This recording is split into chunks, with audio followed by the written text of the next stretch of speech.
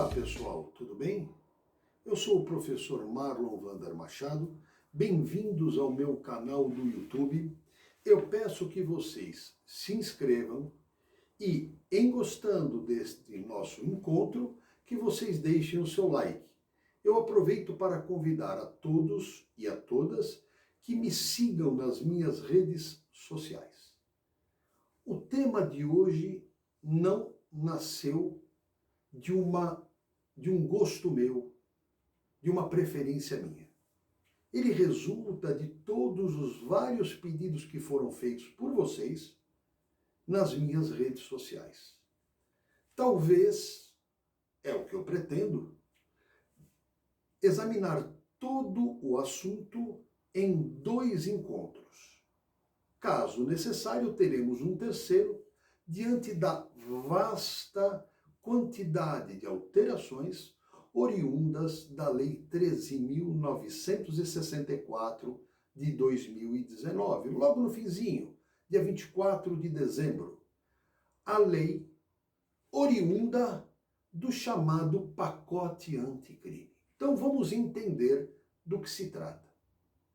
Na época em que foi ministro da Justiça, aproveitando-se de um projeto do ministro Alexandre de Moraes, do STF, o ex-ministro Sérgio Moro pôs ao Congresso as chamadas 10 medidas de segurança, 10 medidas para se combater o crime.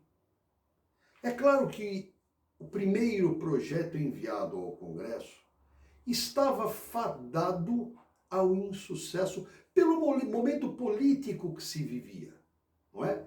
Com uma oposição ao governo federal bastante significativa, com um ministro que acabara de efetuar condenações, em especial a condenação do ex-presidente da República, Luiz Inácio Lula da Silva, e aquele projeto acabou sendo passado ao Congresso já com rusgas de autoritarismo, pontos significativos para o nosso momento, como, por exemplo, as questões que envolviam a liberdade individual, pontos como a questão da colheita das provas, e quando foi para o Congresso, sofreu drásticas alterações. Até certo ponto, modificando o espírito daquele projeto. E vamos tentar, nesse nosso primeiro encontro, estudarmos todas as questões que envolvem as modificações do Código de Processo Penal. Como é que a gente vai começar, pessoal? Pelo artigo 3º do Código de Processo Penal. Então eu peço, como sempre faço, que vocês tenham em mãos o Código de Processo Penal, a Constituição Federal, para que a gente possa entender minuciosamente quais são essas alterações previstas nessa nova lei.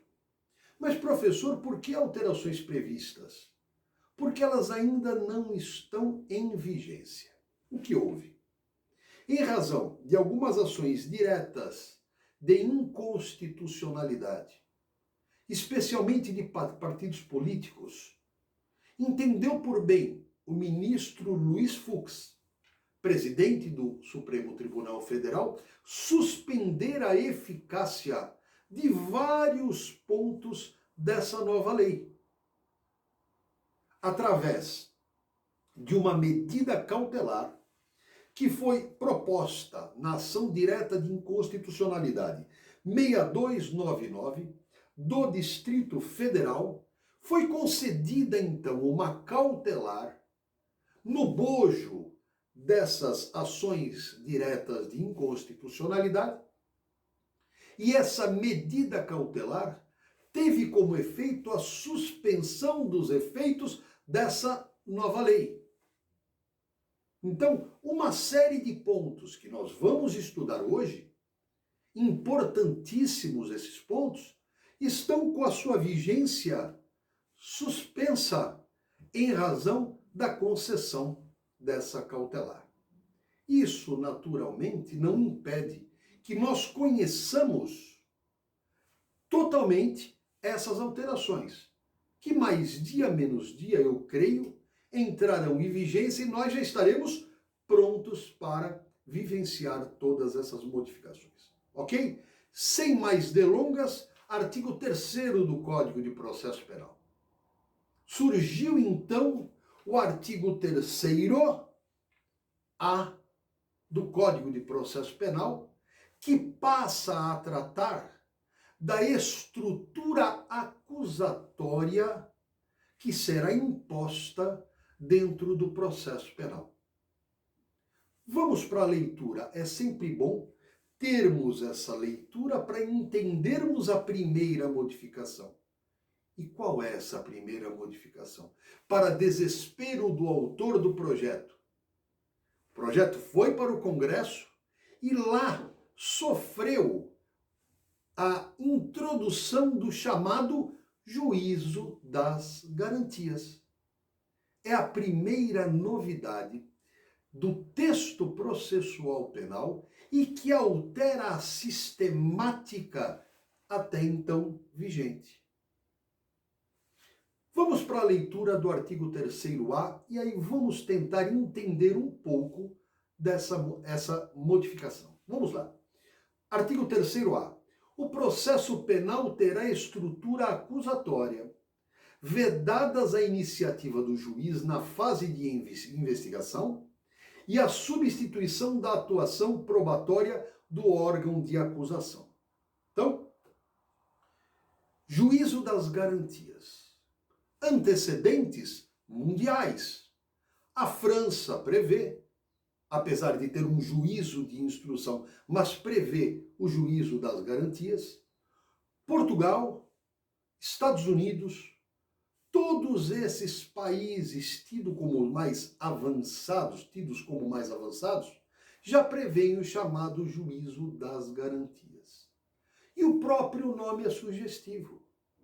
Juízo de quais garantias? Ora, das garantias daquele sujeito a quem se imputa uma conduta, especialmente na primeira fase do procedimento, na fase do inquérito policial. E o que diz aqui o nosso artigo 3º-A? Exatamente que o processo penal terá estrutura acusatória. Então vamos lá. Sistemas do processo penal que já estudamos. Sistema acusatório, sistema inquisitório e sistema misto. Vamos lembrar, vamos recordar. Sistema acusatório. Sistema de partes no processo penal. Uma parte acusando, uma parte se defendendo e uma parte julgando. Ah, mas o juiz não é parte. É discutível. Mas são partes ou pessoas com funções diferentes no processo penal. Por que será, eu lhes pergunto, que o Congresso Nacional alterou o projeto para fazer incluir de forma vitoriosa o chamado juízo das garantias? Será que nós não tivemos, num passado muito recente, patrocinado pelo ex-juiz e ex-ministro da Justiça, um trabalho em determinados processos, onde ele confundiu efetivamente a função de julgar com a função de acusar? Por que eu faço a pergunta, será? Porque não cabe a mim deixar que vocês concluam, como meus colegas, como juristas que são, se houve ou não uma suspeição, se houve ou não um procedimento judicial à margem da lei. Eu tenho a minha convicção. Mas nós somos estudiosos do direito, como eu sempre digo nos nossos encontros. Eu não vou falar exatamente qual postura foi adotada ou qual deveria ter sido adotada. Mas vamos à luz da lei, do fato da lei e do fato do movimento legislativo. O juízo das garantias foi sim trazido neste momento, em 2019, e que para nós é neste momento. Por que ele foi trazido? Em razão de todo um movimento político. Por quê? Inexoravelmente, houve sim uma postura acusatória de um órgão que deveria ser receptor da prova, não um produtor da prova, em especial um produtor em conjunto com uma das partes. Professor, o senhor acredita na veracidade de todo aquele material que foi recepcionado por hackers e que dariam conta do envolvimento do juiz com o Ministério Público?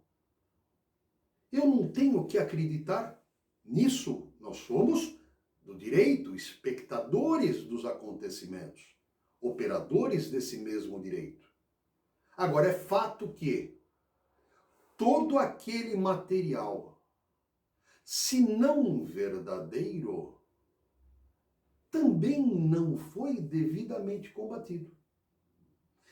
Seria mais ou menos assim. Eu, nas minhas aulas, conversando com os meus amigos, as minhas amigas em sala de aula, eu sempre digo o seguinte: se alguém pergunta ao professor se ele praticou determinado crime, e se o professor, ao invés de negar, responder, não há prova de que eu tenha praticado esse crime, psicologicamente, o que eu estarei a dizer? Eu pratiquei, mas não existem elementos que comprovem a prática. O que enfraquece sobremaneira a defesa do cidadão.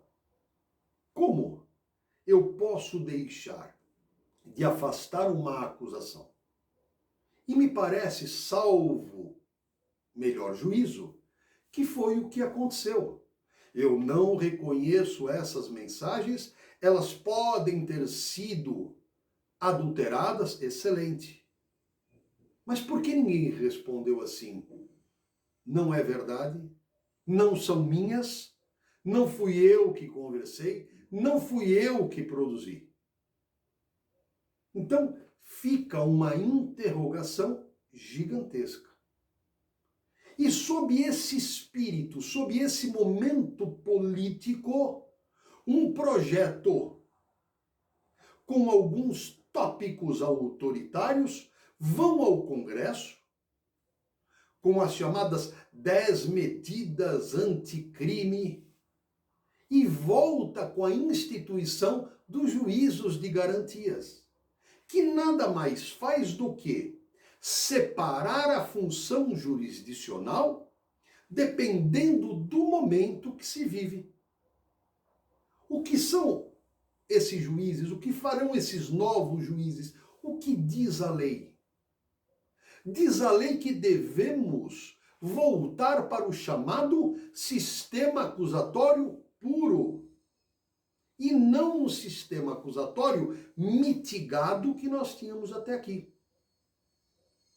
Chamar-se de sistema acusatório, mas ter-se na própria legislação exceções, é afastar o chamado sistema acusatório puro, e que vem resgatado no artigo 3º-A, que novamente nós vamos ver.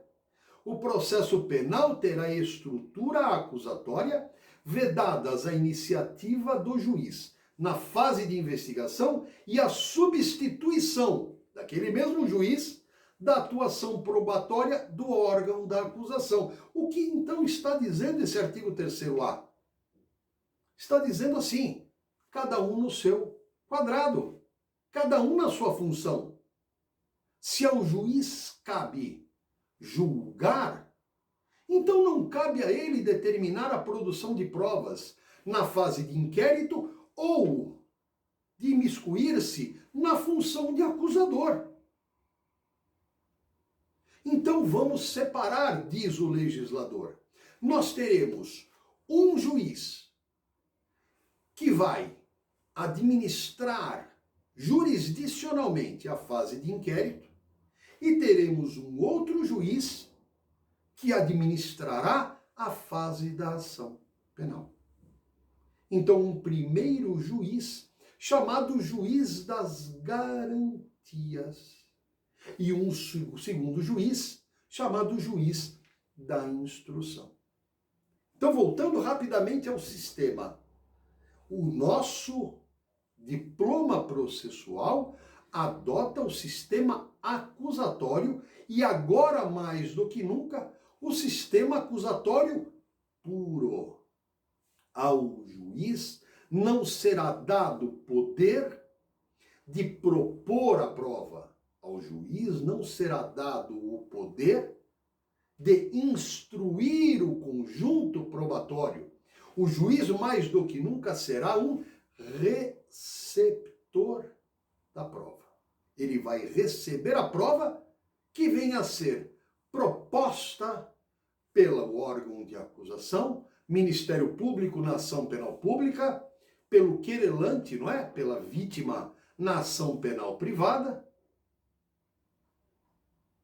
E será, como nós dissemos, um receptor da prova. Então ele vai julgar o processo já na segunda fase, diante dos elementos de prova produzidos pelas partes.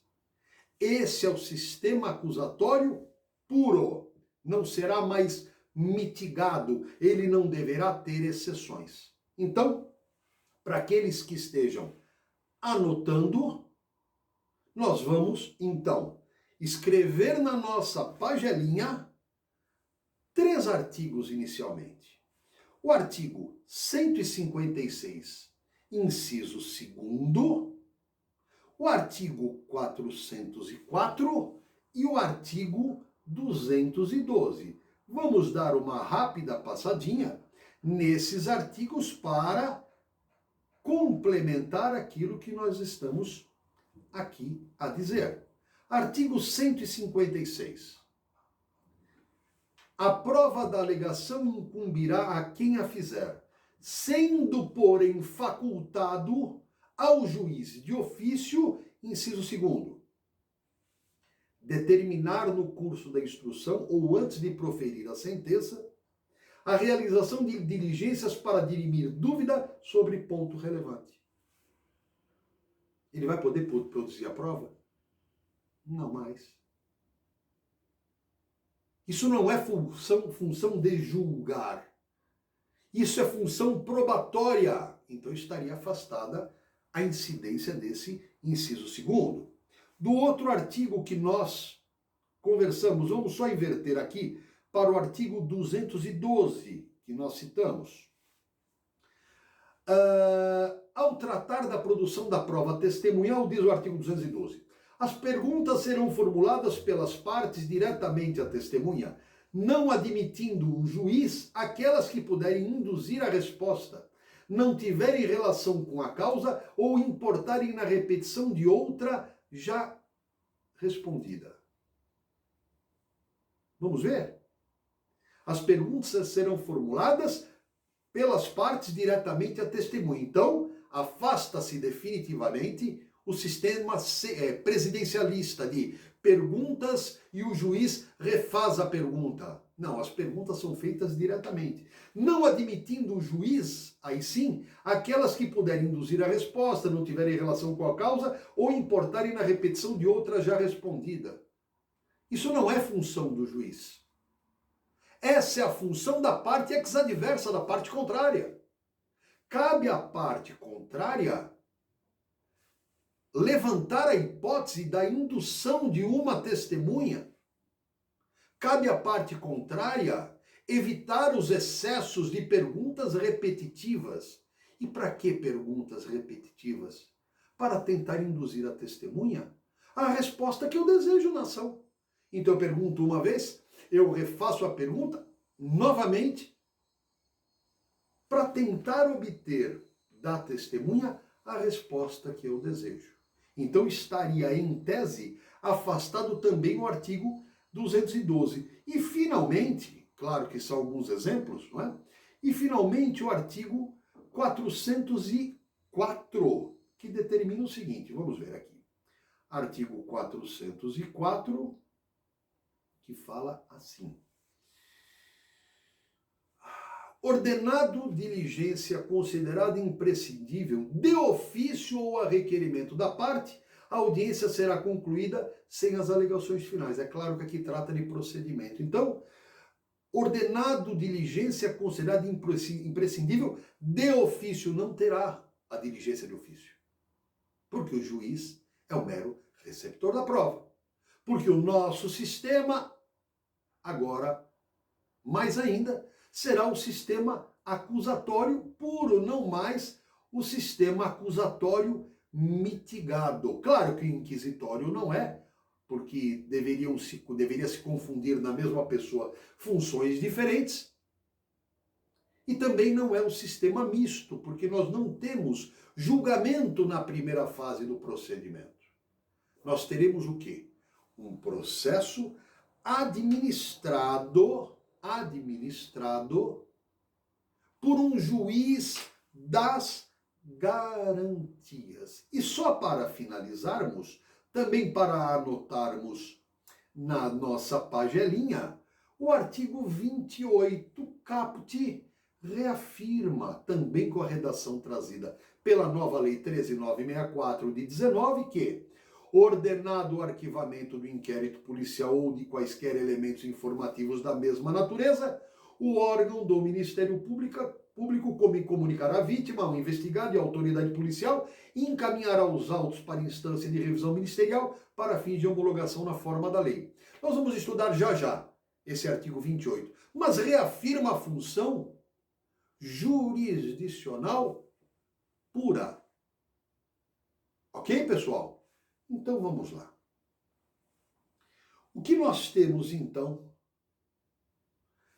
nessa nova Lei 13.964 de 19, alterando o Código de Processo Penal?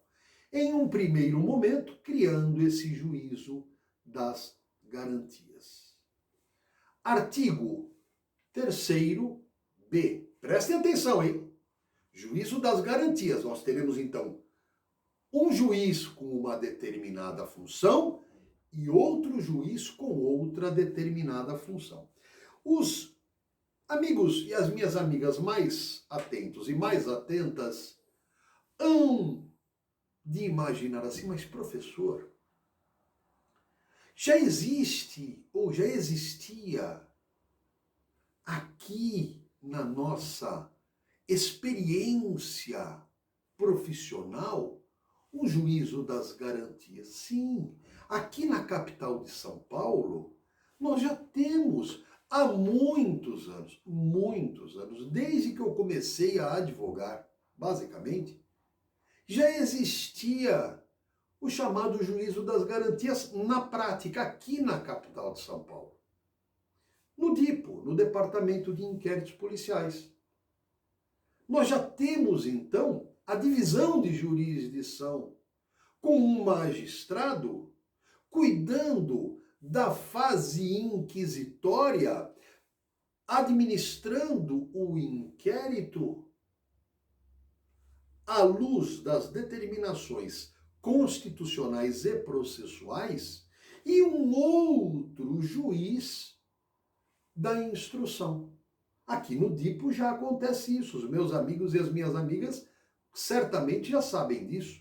Então nós temos desde a fase de instauração de inquérito até o oferecimento da denúncia, uma equipe de profissionais, juízes e promotores de justiça que cuidam do inquérito policial. E somente Com o oferecimento da denúncia é que se esgota a competência dos juízes do Departamento de Inquéritos Policiais, passando aí sim para o juiz sorteado, para o juiz a quem se determinou a distribuição, que é um juiz de uma das varas criminais. Aquele sim com competência para receber a denúncia e, em recebendo, instaurar a persecutio criminis in judicio, ou a perseguição criminal através da ação penal. Pois bem, qual será a função do juiz das garantias? De uma forma muito didática, o artigo 3º-B começa a indicar quais são essas competências. E nós vamos para a leitura. O juiz das garantias é responsável pelo controle da legalidade da investigação criminal e pela salvaguarda dos direitos individuais, cuja franquia tenha sido reservada à autorização prévia do Poder Judiciário, competindo-lhe especialmente, primeiro, inciso primeiro, receber a comunicação imediata da prisão, nos termos do inciso 62 do caput do artigo 5º da Constituição Federal. Ocorre a prisão, o juiz deverá ser comunicado. Qual juiz? O juiz das garantias. Inciso segundo, receber o auto de prisão em flagrante para o controle da legalidade da prisão, observado o disposto no artigo 310 deste Código. Claro, comunicada a prisão em flagrante, o juiz das garantias deverá ser comunicado até para que se realize a chamada audiência de custódia, que também vamos estudar. Apesar de não ser uma novidade da 13964 de 19, ela acaba se incorporando e recebendo uma roupagem especial. Vamos lá. Inciso 3º. Zelar pela observância dos direitos do preso, podendo determinar que este seja conduzido à sua presença a qualquer tempo.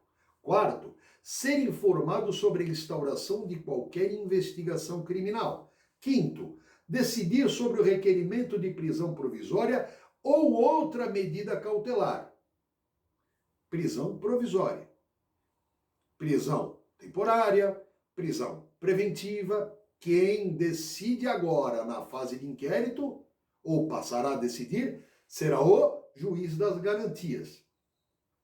Prorrogar a prisão provisória, inciso 6º, ou outra medida cautelar. Qual outra medida cautelar? Aquelas do artigo 319. Vamos além. Decidir sobre o requerimento de produção antecipada de provas consideradas urgentes e não repetíveis, assegurado o contraditório, a ampla defesa em audiência pública e oral. Inciso 8º, prorrogar o prazo de duração do inquérito, estando o investigado preso em vista das razões apresentadas pela autoridade policial. Prestem atenção. Em vista das razões apresentadas pela autoridade policial. Vamos prestar bastante atenção, hein? Questões aqui de ofício estão sendo afastadas. Sistema acusatório puro. Determinar o trancamento do inquérito policial quando não houver fundamento razoável para sua instauração ou prosseguimento. Vamos adiante. Requisitar documentos, laudos, etc. Decidir sobre requerimentos de interceptação telefônica, medidas cautelares, não é? Afastamento do sigilo fiscal, busca e apreensão domiciliar, etc, etc. Que mais? Julgar o habeas corpus impetrado antes do oferecimento da denúncia. Julgar o habeas corpus antecipado. Determinar a instauração do incidente de insanidade mental quando houver a suspeita da inimputabilidade ou semi-imputabilidade. Decidir sobre o recebimento da denúncia ou da queixa nos termos do artigo 399 deste Código. Assegurar prontamente. Vamos voltar só um pouquinho, olha. artigo 399 deste Código. Então vamos lá, o que diz o artigo 399? Vamos ler, não é?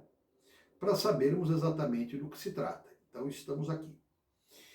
399. Recebida a denúncia ou a queixa, o juiz designará dia e hora para a audiência, ordenando a intimação do acusado, de seu defensor, do MP e, se for o caso, do querelante ou do assistente. Então vamos voltar aqui para o nosso artigo 3º-A. Decidir sobre a homologação do acordo, admissão de assistente e outras matérias inerentes. Parágrafo 2º. Se o investigado estiver preso, o juiz das garantias poderá, mediante representação da autoridade policial e ouvido o Ministério Público, prorrogar a duração do inquérito.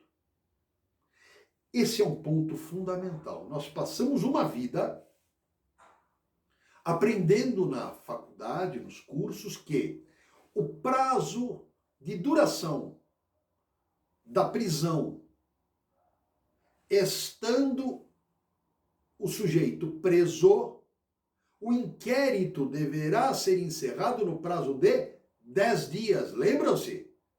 Tantas vezes falamos isso, tantas vezes estudamos isso. Houve uma alteração.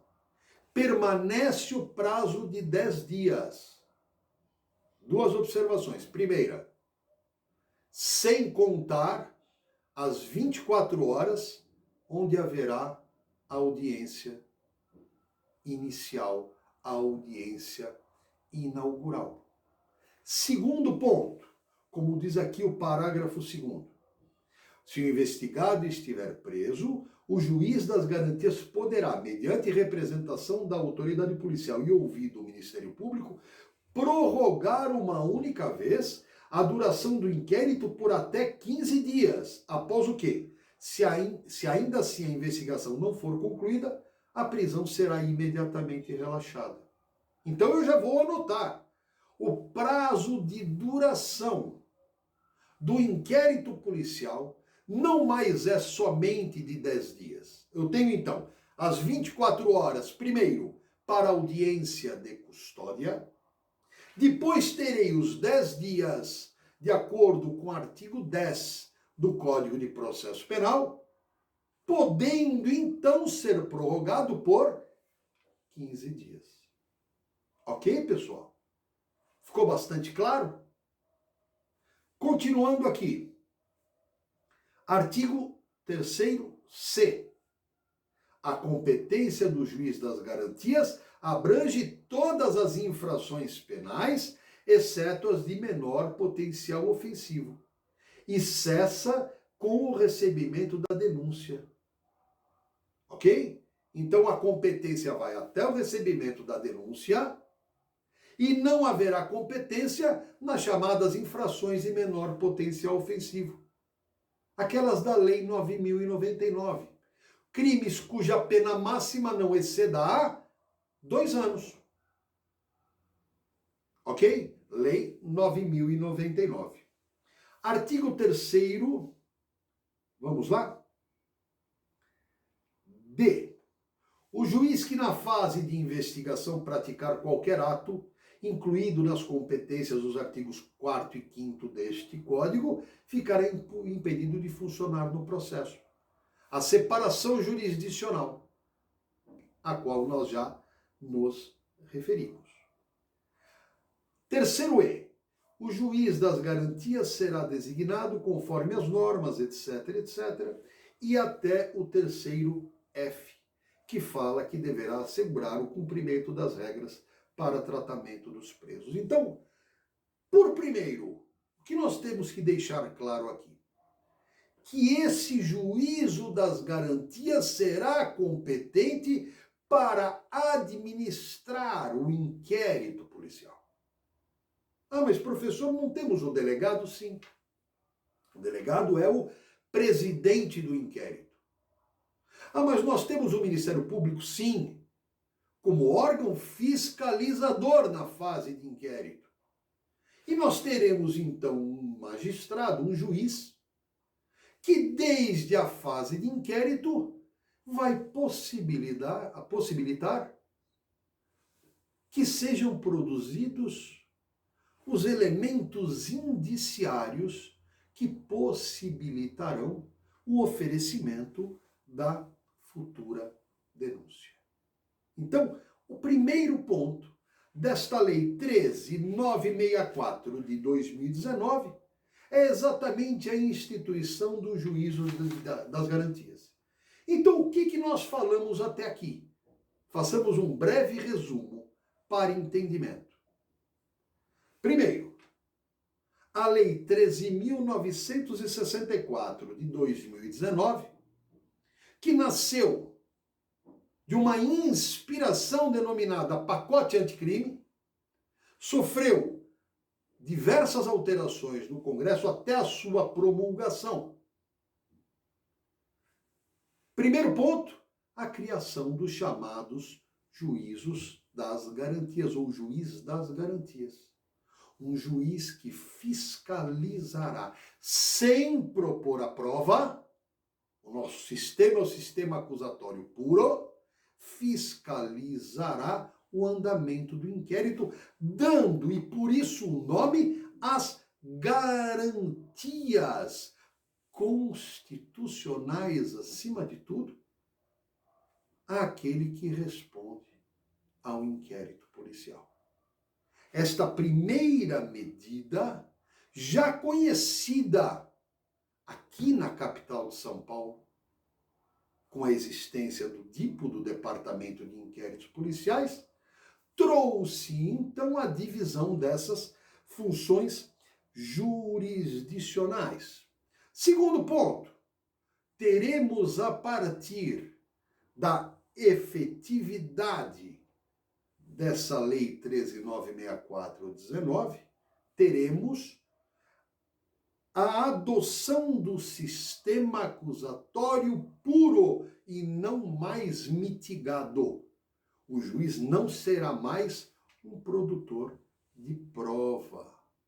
Ainda que o nosso processo penal viva, como sempre viveu, na busca da verdade real. A produção da prova caberá às partes. Segundo ponto, a Lei 13.964 de 2019, no que tange ao juiz das garantias, ou juízo das garantias, está suspensa, tem a sua eficácia suspensa, em razão de uma cautelar concedida pelo presidente do Supremo Tribunal Federal, ministro Luiz Fux. Então, o juízo das garantias está suspenso. E por que suspenso? Porque entendeu Sua Excelência, o ministro, de que o prazo de vacácio dessa lei, lembram? Não é? O prazo para início de vigência, não é? A chamada vacácio legis da 13.964 de 19, era de 30 dias. E que não haveria tempo suficiente para, nas pequenas comarcas do Brasil, se instituir um magistrado só de garantias. Não é? Não haveria essa possibilidade. Claro que alguns juristas dizem, olha, mas no processo eletrônico isso será possível, não é? Não haverá mais a necessidade da presença, não é? Física de um outro magistrado, ou de pegar os processos e levar para um magistrado de uma outra comarca. Então, haveria necessidade de mais tempo para isso acontecer. Tanto que essa nossa lei é de 24 de dezembro de 19, e nós já estamos em 2021, em abril de 2021, certo? Então, todas as providências de caráter cautelar, não é, da fase de inquérito, ficarão então sob a competência de vigilância e de decisão do novo juiz de garantias. Assim que não mais suspensa a sua eficácia. É claro que isso vai para o plenário do Supremo Tribunal Federal. E uma vez liberado, nós que somos estudiosos, não é? Nós todos, eu e vocês todos, já estaremos conhecendo detidamente esse novo regramento. Ok, pessoal? Fico por aqui. Esta é a primeira parte do estudo sobre a Lei 13.964 de 19, aquela lei do pacote anticrime. No nosso próximo encontro, falaremos sobre as questões que envolvem o Ministério Público à luz dessa nova lei. Então, daremos uma ênfase bastante grande sobre o arquivamento do inquérito policial pelo próprio Ministério Público. Falaremos sobre o acordo de não persecução penal, que está sendo bastante questionado pelos meus amigos, não é? A quem eu agradeço, não é? Todos os questionamentos, tanto no Facebook quanto no Instagram, não é? Falaremos também sobre as questões envolvendo as medidas cautelares e daí sim, em um terceiro vídeo, que eu acredito necessário, falaremos sobre os aspectos e reflexos da nova lei no Código Penal e na lei de execução penal. Então teremos aqui um retrato fidedigno e completo dessa lei 13.964 de 2019, com tudo que for necessário para nós estudarmos. Em breve teremos então o segundo vídeo e provavelmente um terceiro, para que nós possamos esmiuçar o problema. Se vocês gostaram desse nosso encontro, inscreva-se neste canal, acione o sininho, para que nos próximos vídeos vocês já sejam informados imediatamente à postagem deles. Mandem perguntas no meu Instagram, no meu Facebook. Eu terei imenso prazer de discutir o direito com vocês, porque esse é o nosso objetivo com a criação desse nosso canal. Espero que tenham gostado. Até a próxima, se Deus quiser.